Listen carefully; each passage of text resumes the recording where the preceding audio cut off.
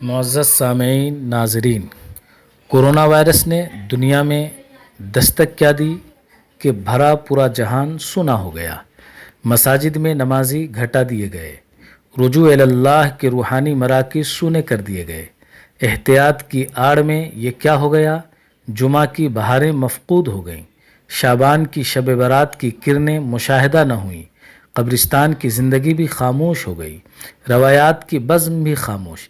تدابیر اختیار کی جا رہی ہیں، کس لیے کہ ایک معمولی وائرس جو عام نگاہ سے دیکھا بھی نہیں جا سکتا، وہ جہان کو سونا کر گیا ہے۔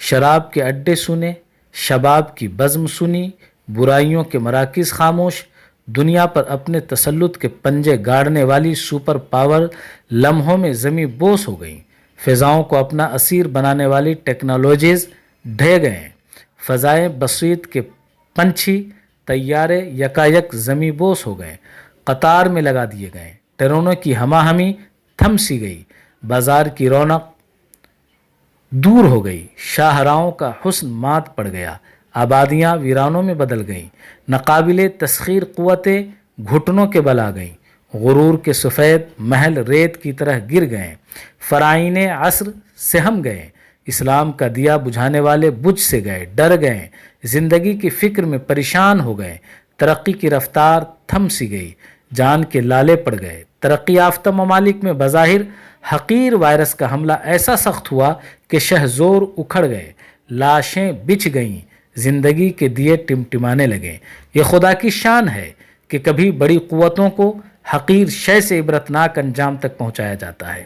یہ وائرس مومن کے لیے ایک امتحان ہے، رجوع اللہ کا پیغام ہے، بارگاہ رسالت صلی اللہ تعالی علیہ وآلہ وسلم سے رشتہ غلامی پختہ کرنے کا پیغام ہے، اپنی شاندار تاریخ سے رجوع کا پیام ہے، کافر کے لیے عبرتناک انجام کا اشاریہ ہے۔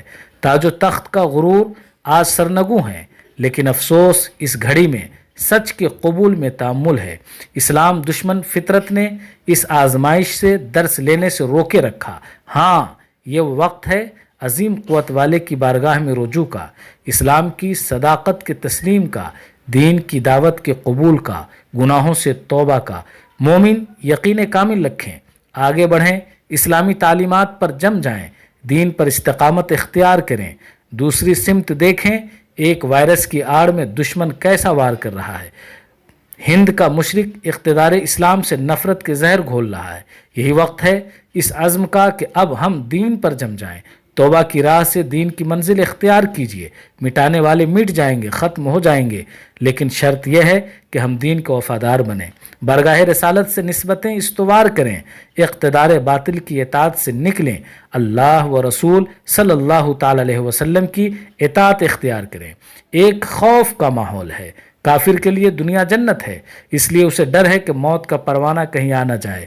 مسلمان کا آخرت پر ایمان ہے، پھر ڈر کیسا؟ جان جانی ہے، جب لکھی ہوگی جائے گی۔ مسلمان اسلامی تعلیمات کی روشنی میں وبائی امراض سے تحفظ کی تدبیریں ضرور کریں، پھر بے خوف ہو جائیں، دل کو ہلکا کریں۔ کیوں پریشان ہیں؟ کیوں بے چین ہیں؟ ہاں، یہ وقت دین کی طرف لوٹنے کا ہے، لوٹ آئیں اس سچائی کی طرف جس میں دوام ہے، استقرار ہے، صبح تابندہ کا پیغام ہے۔ ارتداد کا فتنہ بام و در پر دستک دے رہا ہے، کفر قوت کے ساتھ حملہ آور ہے، امتحان کی گھڑی ہے، بستیاں بھوک سے بیتاب ہیں۔ ایسے نازک وقت میں مالدار آگے آئیں، اپنے بھائیوں کی، بچوں اور بہنوں کی بھوک مٹائیں، عزت کے ساتھ مدد کریں، بازو بنیں، بھوک بھی مٹائیں اور آسرا بھی دیں۔ یاد رکھیں، یہی اضطراب وہ ہے کہ جس موقع پر اغیار سازش رچ جاتے ہیں۔ اس لیے فتنہ ارتداد کی دستک کو سنیں، ہر مسلمان کی خود مدد کریں، تاکہ ایک طرف تکالیف کا دور ختم ہو اور ارتداد کی لہریں دم توڑ جائیں۔ مسلمانوں، تم اپنے ائمہ، مؤذن، خدام مساجد کا خاص خیال رکھو۔